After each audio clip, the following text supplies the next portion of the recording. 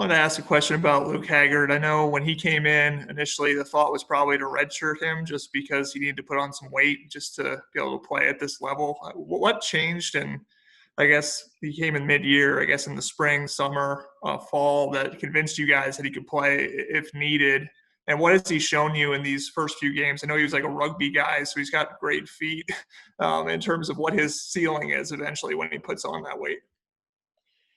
Yeah, I would say, first of all, what's changed is just his development. I think also the fact that, this year is different than most in regards to eligibility and being able to gain the extra year. He does need to continue to, get bigger, stronger, and he will. And he works extremely hard in the weight room. Just opportunity, with Caleb not being able to go, he gave him an opportunity and he took advantage of it, So I feel like that, his best football is ahead of him. He does not have a long history of playing offensive tackle or even offensive line at all. And so I do believe that, he's going to be a really good football player. He's already done a very, very good job for us. But I just expect him to keep improving as he gets stronger and bigger and understands the position better. His athleticism is one of his strengths for sure. And he's a really tough kid, and he cares a whole bunch, works extremely hard. Talked to our strength staff, since the first day he got here, they've loved him in the weight room. And just the way he approaches everything he does, So I just feel like that you get guys that are long and lean like he is. It's the kind of body type you're looking for to put good weight on. And so I'm just really pleased with him, and he just needs to keep developing. All right, Zach, and then Kevin. Tom, first of all, happy Thanksgiving. I guess just out here by the smoker. I guess just kind of how do you handle Thanksgiving with your team? I know usually this is Purdue week and, maybe the point in your season's a little different. You can just kind of manage things a little bit differently. But given that you're still kind of in the thick of it, are you kind of keeping everybody here pretty much? And just kind of what are you doing for the guys, I guess, today? Yeah, it feels different. We're used to playing Purdue on this weekend, and that's already – a change. And then the fact that you got several games left of the regular season, that's different. And then the pandemic situation with our players. So nobody's leaving. We're all going to be here together. We're doing a meal here in a little bit with our whole team up in Hinkie, a big Thanksgiving meal for all of our coaches and players and everyone to have a really hearty meal together, which should be a lot of fun. So they're looking forward to that as well. But yeah, it's been neat. It's neat to be with our football family.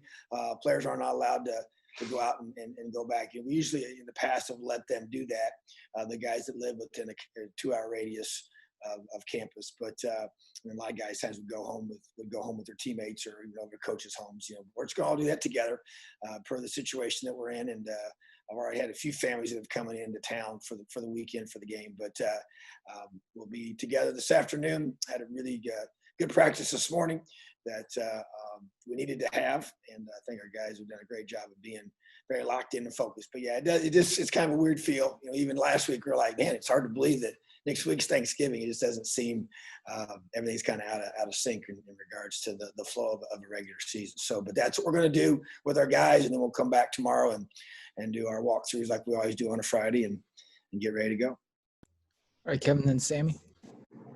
Yeah, Coach, kind of following up on that point a little bit. I mean, what's been your sense for the whole week coming off the emotional loss?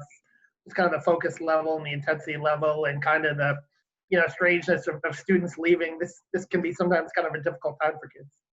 Yeah, it definitely has a different feel to it. No class this week. I mean, everything's online anyways, but not having the actual classes themselves of academic, time. It's more just guys getting caught up and getting ahead and working hard academically with our, academic staff. That hasn't changed. But I like to look at our guys' eyes on Monday, which is important. We have that first meeting and the way they've responded this week in practice. You go through and a season has its ebbs and flows, and you have to be able to respond to those in the right way, whether you get a big win or you have a tough loss, and especially a game like that took so much energy and effort to be able to come back. and give ourselves a chance in the fourth quarter. So, but at the same time, there's also, there's the growth that you see in a football team when you realize, hey man, this team's got a chance to be really special. And I think that's what we saw even a week ago, and so being able to recognize that and, our one word for this week is response. And then I'm anxious to see and excited to see our team respond, and that's what this is about. That's what life's about, and how we respond to the things that we're presented, both the good and the bad. And so to me, that's what great teams do. They respond. And so I'm looking forward to seeing our players do that on Saturday.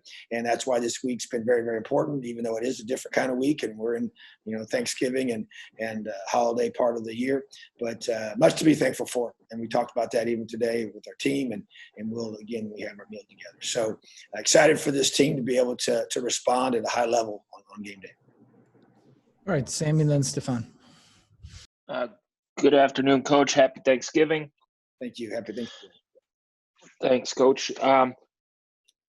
Playing Maryland, you guys have always had a difficult time stopping their scheme, whether it was Coach Etzel, Coach Canada, and even Coach Loxley. What do they do schematically that gives your defense kind of trouble stopping them, or is it just that they do a great job of putting their athletes in space to make plays? What you just stated. They do a tremendous job with recruiting really good athletes. They got a lot of speed. They always have ever since we played them. And as you mentioned, they put them in space. They put them in different positions to get them the football. Even on special teams, all their speed that they've had and they still have and have had every year we've played them. And so I think that just creates, guys got to rally to the football. Guys got to make plays in space. And I think it just puts stress on you. It creates more one-on-one situations, because of the ability to spread you out and get those guys the ball in those positions.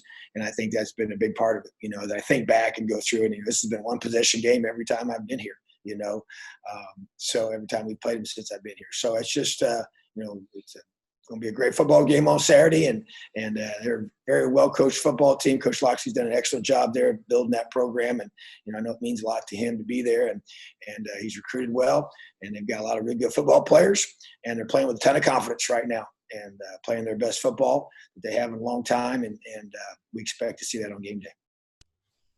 All right, Stefan, and then back to John Blau. Hey, Tom, happy Thanksgiving. Thank you. With Mike, this is only the second time in his career as a starter that he'll be coming off a loss. I mean, what are you kind of seeing from him this week, how he turns around and like you said, your word of the week response, how he's responding to it? Yeah, I think he's had a great week of preparation. I love the way he's maturing in that area and the way he handles himself, the way he's practiced, which really to me that's the strongest thing you can do as a leader on your team is that your actions show the way to respond and the way that you're locked in the meetings, the way you're locked in during practice, the way you're locked in during walkthroughs, and that's what leaders have to do. And I just see him continually growing in regards to calling guys out, lining guys up, telling them what to do, bigger than just his job, receivers, running backs, O-line, and that's part of it. That's part of being the leader of the offense, So I feel like that he's done a really good job of that this week. And, setbacks are a part of life, and you have to learn how to respond the right way when things don't go your way. Even if you play, for the most part, he played at a really high level, on Saturday. But still, we as a football team didn't play 4 quarters of our best football, and that's what we have to do. And that to me is what leaders like, Michael Penix and Harry Kreider on offense, and Micah McFadden and Cam Jones on defense, and even Leno, who's not playing right now, but those are our 5 captains, and those guys are, even though Leno's not on the field, he's still behind the scenes being a leader and doing a great job in that role, getting his body back right and putting himself in position to impact this team in whatever role he's been given, which that's the role he has right now. So Michael Penix is one of those guys, and that's what we expect from our captains, as we expect from our leaders. All right, John, go ahead. Just one more about Luke. I talked to the junior college coach out there, and he was telling me that Darren Hiller like really had a specific, like he just wanted to see Luke. Like a lot of coaches will come around, they just want like a list who the top guys are. And he was very specific, and he wanted to see him. How much credit do you give Darren Hiller for identifying a guy like that? And does he have to sell you at all on like a JUCO guy? Like he's got this frame or this ability, and I see this in him, or what's the conversation when you're taking a JUCO guy like that? Yeah, that is it's a great question. So basically, in that situation, yeah, I give a lot of credit to Darren Hiller on this one because that's he's very familiar with the junior college system out there in California. I'm not. I've been out there very limited amount of times, just even in visits, and so but he's from there. Just knows them all, knows who to go look for, knows who to go see, and like you said, he went there just to see Luke at that particular school, and he did. He had to sell me on him because it was about does he have the mass? Does he have the ability to be big enough? And interestingly, so you go through and you do your due diligence, and he physically goes out there and videos what he's doing and watched him. And so then I watched all that because I hadn't had a chance to meet him. When we offered him, it was based off of the film and Coach Hiller's assessment of him, and obviously the film evaluation. But as far as the in-person part, it was with Darren. I'm relying totally on him, for that. And then he came out and took his official visit when I had the chance to meet him face to face. But even then, though, it was about, to me, it was the size of his hands. And that's, to me, was what I saw. And even in the pictures and the video, what we took of him while he was out there, that's what, really shows what a guy looks like, in terms of the ability to say, okay, is he a big guy? And yeah, he was tall. We all, it's easy to see he's tall, but sometimes guys are so linear that they have a hard time gaining, enough weight to weigh 300 pounds, and play on the offensive line in the Big Ten, which is what we kind of say, hey, can he get to 300 pounds? And so he's not there yet, but he's getting closer. He's about 15 pounds away right now. So, but yeah, to me, it was all those features. You look at that, and even like his jaw, just the size of he's a big guy, even though he was light. And so you just kind of, you put all those pieces together and you look at the film and you get him here and you try to decide, okay, because you're just projecting. What's he going to be, a year or 2 years from now? And we talked about at the time, redshirting him and then giving a chance to be able to develop him in that regard. So it's just, it's about evaluating guys and trying to figure it out. But that was one that we hit on, and I give Coach Hiller all the credit. All right. Thank you, Tom. Have a great day. Happy Thanksgiving. Elio.